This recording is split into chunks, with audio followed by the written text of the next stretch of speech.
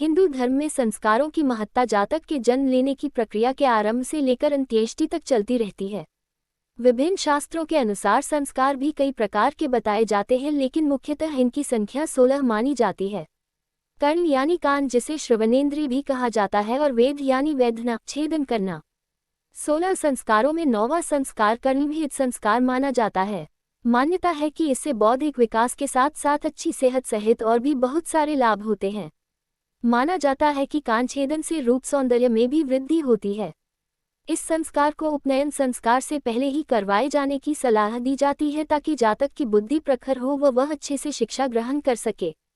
शास्त्रानुसार तो जिस जातक का कर्णभेद संस्कार नहीं हुआ हो, वह अपने प्रियजन के अंतिम संस्कार तक का अधिकारी नहीं माना जाता था।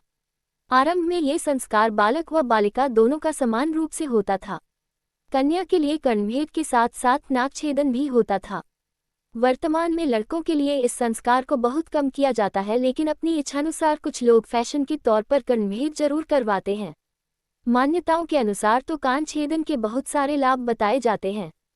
इसकी महत्ता इसी बात से देखी जा सकती है कि इसे उपनयन यानी शिक्षा आरंभ करने से पूर्व ही करने की सलाह दी जाती है, ताकि जातक की मेधा शक्ति बढ़ सके और वह अच्छे से ज्ञान अर्जित कर सके। यानी इसके पीछे मान्यता है कि कर्णभेद से जातक बुद्धिमान बनता है। वहीं कर्णभेद का एक लाभ ये भी माना जाता है कि इससे रूप सौंदर्य बढ़ता है व जातक के तेज में वृद्धि होती है। मान्यता तो ये भी है कि लकवा यानी पैरालिसिस नामक रोग से भी बचाव होता है व साथ ही अंडकोश सुरक्षा व शुक्राणु वृद्धि में भी सहायक है।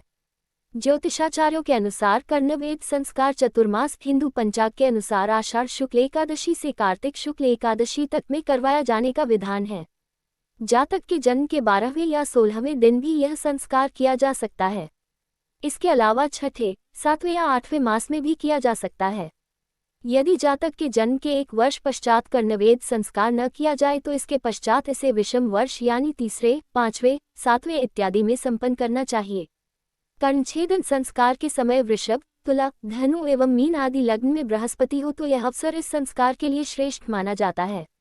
संस्कार से पहले धार्मिक पवित्र स्थल पर देव पूजा के पश्चात सूर्य के सम्मुख बालक या बालिका के कानों में मंत्र अभिमंत्रित करने पश्चात बालक के दाहिने कान में पहले तो उसके पश्चात बाएं कान में छेद किया जाता है, तो वही बालिका के बाएं कान में पहले तो दाहिने कान में बाद में छेद किया जाता है।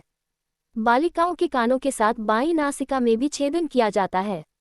जातकों के कर्ण छेदन के पश्चात आभूषण पहनाने का विधान है। जातकों के कान में जो मंत्र अभिमंत्रित किया जाता है